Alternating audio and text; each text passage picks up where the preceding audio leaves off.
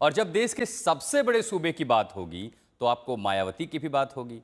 लंबे अरसे बाद लखनऊ में बीएसपी की बड़ी रैली हुई। रैली के जरिए मायावती ने बड़ा शक्ति प्रदर्शन किया, बड़ी संख्या में भीड़ जुटाई। रैली में मायावती ने अखिलेश पर निशाना साधा, जबकि बीजेपी के प्रति उनके सुर में नरमी दिखाई दी। मायावती ने लखनऊ से शक्ति प्रदर्शन किया, कांशीराम की पुण्यतिथि के मौके पर 2027 के अभियान का आगाज किया। एक बात तो साफ हो गई है कि 2027 में बीएसपी अखिलेश के साथ कोई समझौता नहीं करेगी और अकेले ही चुनावी मैदान में उतरेंगी मायावती।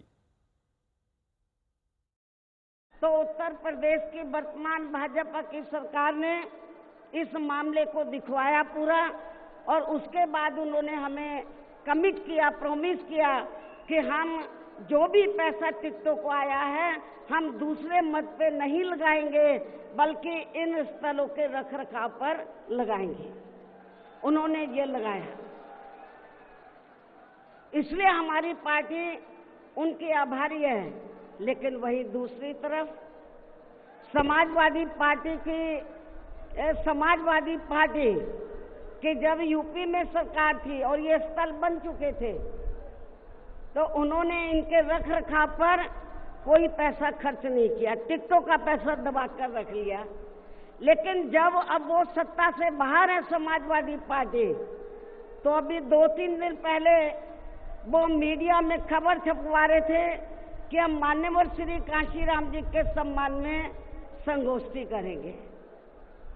लेकिन जब वो सरकार में रहते हैं तो ना उन्हें पीडीए याद आता है और ना मान्यवर श्री कांशीराम जी की जयंती और ना ही पुण्यतिथि उनको याद आती है सरकार में रहकर। ये बड़ी हैरानी वाली बात थी। मायावती ने समाजवादी पार्टी पर हमला बोला और बीजेपी की तारीफ की, और जब ऐसा हुआ तो अखिलेश यादव भड़क गए। अखिलेश यादव का कहना है कि अब उनकी सांठगांठ है, इसलिए वो बीजेपी का आभार जता रही हैं।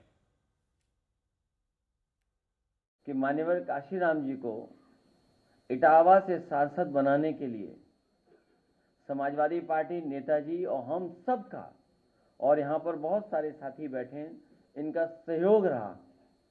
और उसका परिणाम ये रहा, उस समय जो कम्युनल पॉलिटिक्स पीक पर थी, उसका मुकाबला अगर किसी ने किया था तो सपा बसपा, और बहुत विस्तार से हम लोगों को आर.के. चौधरी साहब ने भी बताया कि किस तरीके से चीज़ों को उस समय अनफोल्ड किया था।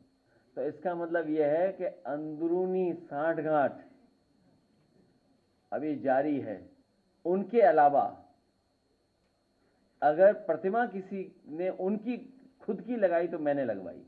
ऑन रिकॉर्ड आप लोग चेक कर सकते हैं, ऑन रिकॉर्ड, कि समाजवादी पार्टी की सरकार में पूरा का पूरा मेंटेनेंस और रखरखाव के लिए एलडीए को निर्देश दिए गए थे।